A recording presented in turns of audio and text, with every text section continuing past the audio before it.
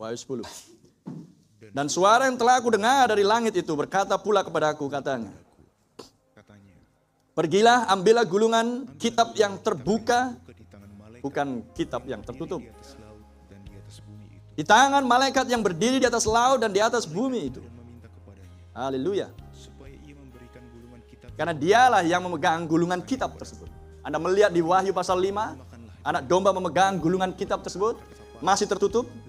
Tapi di Wahyu 10, di dalam pelayanan malaikat, amin, maka gulungan kitab ada di tangan malaikat besar tersebut dan terbuka.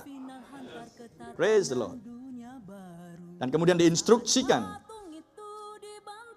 kepada Yohanes. Yohaneslah mewakili mempelai wanita di akhir zaman. Lalu aku pergi kepada malaikat itu dan meminta kepadanya, supaya ia memberikan gulungan kitab itu kepadaku.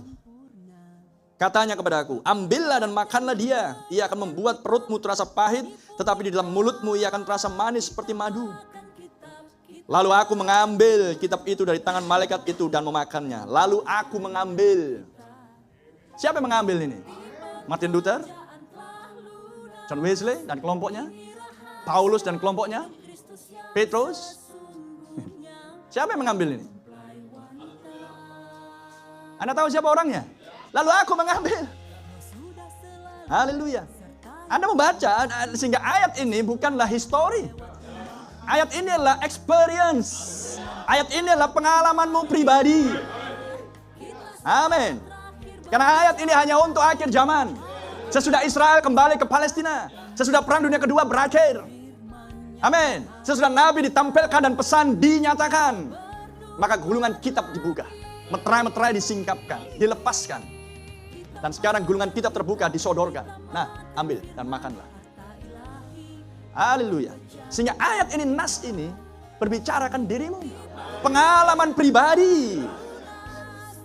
Mendengar suara yang dari surga. Sehingga Anda datang pada malaikat tersebut, yang tidak lain adalah Kristus sendiri. Amin. Anda datang pada Kristus, pesan di akhir zaman. Dan Anda mengerjakan apa yang disuruh. Lalu aku, mari kita baca sama-sama, biar tegas bagi jiwa. 1, 2. Lalu aku mengambil kitab itu dari tangan malaikat itu dan memakannya. Di dalam mulutku ia terasa manis seperti madu. Tetapi sesudah aku memakannya, perutku menjadi pahit rasanya. Udah dirasakan belum? Jangankan merasakan, udah dipegang belum bukunya? Kitabnya yang terbuka. Ambil. Maka ambil. Sudah Anda ambil belum? Inilah pesan 7 Thunders 7 Guru. Amin. Inilah pesan meterai ke-7 yang tersingkap. Apa pesannya? 7 Guru. Apa 7 Guru? Pembukaan kitab Wahyu. Betapa pentingnya bagi Anda dan saya untuk memakan gulungan kitab tersebut. Karena gulungan kitab yang terbuka adalah Alkitab yang tidak lagi tertutup. Amin. Karena selama ini Alkitab tertutup. Tertutup bukan karena Alkitabnya tertutup. Bukan karena cetakan printingnya nggak lengkap. Tidak, tapi makna dan isi di dalamnya tidak seorang pun yang tahu. Amin. Karena pesan di akhir zaman adalah pembukaan kitab Wahyu. Dan semua yang ada di kitab Wahyu Anda harus temukan di kitab Kejadian. That's the reason, itulah alasannya kenapa dunia ada di dalam suatu kegelapan. Karena terang yang sepenuhnya sudah mereka tolak dan terang sepenuhnya belum datang. Karena denominasi membuat tirai-tirainya begitu tebal dan besar dan tinggi, sehingga menutup mata umat untuk tidak bisa melihat kebenaran yang sesungguhnya. Tetapi Tuhan tidak gagal. Dia sudah bernubuat, aku akan memulihkan. Haleluya. Terpuji nama Tuhan. Amin. Hanya di zaman inilah sesudah perang dunia kedua berakhir, maka misteri disingkapkan. Karena Nabi sudah ada di bumi. Dan gulungan kitab dibukakan. Dan sekarang, nih makan. Makan. Barang siapa yang mau. Amin. Anda gak makan gulungan kitab ini, Anda pintar secara intelektual tapi Anda bodoh. Karena Anda dibodoh-bodohi oleh dunia ini. Anda pikir Anda pintar, enggak, Anda terlalu bodoh. Betul kan? Ya. Tapi kalau Anda makan gulungan kitab ini, Anda akan pintar seperti Daniel, Sadrak, Mesak, Abednego. Di tengah-tengah akan Babilonia yang terlihat megah, tetapi menuju kepada kebinasaannya. Sehingga Daniel menyaksikan kebinasaan Babilonia. Di bawah kekuasaan Nebukadnezar dan Belshazzar, dan kemudian dia berada di bawah kekuasaan Persia dan Media dan Persia, Raja Darius. Amin. Jadi Daniel melihat dan tahu bahwa apa yang berlangsung di Babilonia, kehancuran Babilonia oleh kerajaan Persia dan Media dan Persia, karena Daniel membaca kitab Yeremia. Haleluya. Amin. Diurapi oleh Tuhan membaca kitab Yeremia, studi dan tahu bahwa nubuatan demi nubuatan, peristiwa-peristiwa modern sedang berlangsung, dan dia melihat semuanya itu. Pergolakan politik, berita-berita yang didengar bahwa terjadi suatu kekuatan militer Media Persia meningkat dan meningkat. Tapi orang-orang Babilonia, Raja Babilonia menganggap, nggak ada apa-apanya, tenang aja. Gak akan ada yang bisa menerobos kerajaan kita. Kita dilindungi oleh sungai besar dan lebar, sungai Efrat. Belum mereka menyeberang sungai Efrat, sudah kita hantam duluan di seberang sana. Paham? Terlalu percaya diri, karena menganggap intelektual Babilonia dan Babel orang-orang hebat di masa tersebut. Mereka tidak tahu bahwa mereka pun adalah bagian dari penggenapan nubuatan kitab Yesaya dan Yeremia. Dan apa yang berlangsung di Babilonia sedang berlangsung lagi sekarang. Do you understand? Do you realize? Anda sadar itu? Haleluya. Karena Babilonia adalah kepala emas. Amin. Dan kepala emas sistemnya terus berjalan sampai ke kaki kekaisaran Romawi. Dan ketika kekaisaran Romawi berubah menjadi kepausan gereja, maka sistem ini tetap berjalan. Betul? Maka harus tampil Daniel akhir zaman untuk melihat kehancuran sistem tersebut. Karena dia yang menghancurkan adalah batu kecil yang terungkit dari puncak gunung, yang tidak lain adalah Kristus sendiri. Dan sekarang Kristus ada di dalam mempelai wanita, memperlihatkan semuanya ini.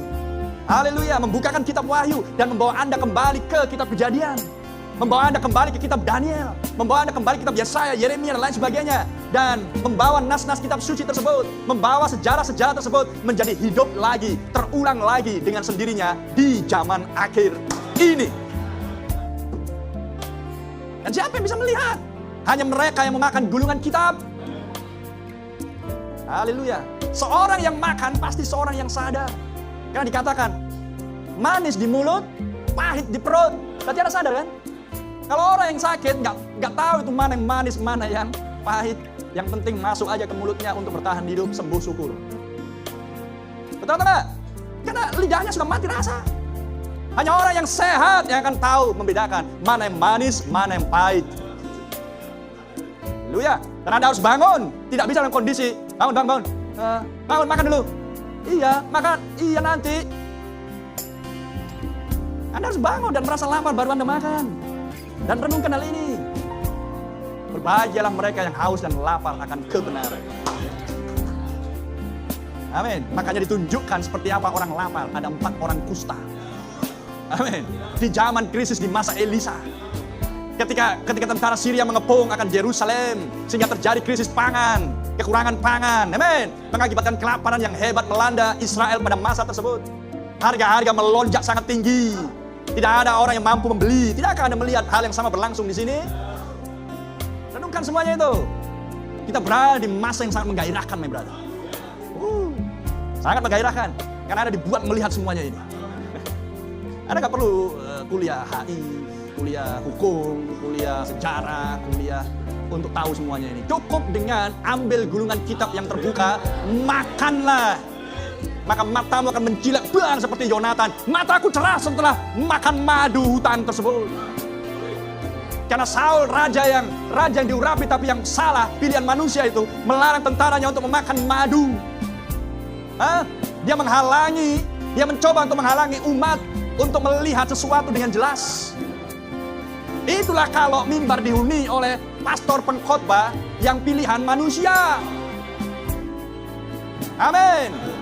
Gak usah mimbar atau ini. Kita lihat negara. Kalau dipimpin oleh manusia yang tak punya visi bagi negara dan rakyatnya, akan membuat rakyatnya dibutakan untuk tidak melihat kejahatan yang berlangsung di pemerintahan. Sama kan? Saruba. Hal yang sama yang dilakukan oleh Saul. Tapi ketika Yonatan karena tidak mendengar perintah itu, walaupun diingatkan oleh tentara, Saul, gak boleh Yonatan, bapakmu sudah melarang. Gak peduli aku lapar kok, ya makan aja lah, makan, ayo makan, kita makan. Dan setelah mereka makan, mata mereka menjadi cerah dan mereka pun punya kekuatan yang baru untuk melanjutkan pertempuran. Amin. Yesuslah madu dari batu karang. Manis di mulut karena Anda sedang memakan madu. Amin. Pahit di perut karena dia sedang memproses untuk kesembuhan jiwamu. Supaya Anda tunduk dan taat pada setiap firman Tuhan. Mana ada obat yang manis? Obat semuanya pahit. Hanya di zaman sekarang semua dibuat manis. Karena ilmuwan setan membuat supaya orang-orang suka dengan obat. Dan kecanduan obat.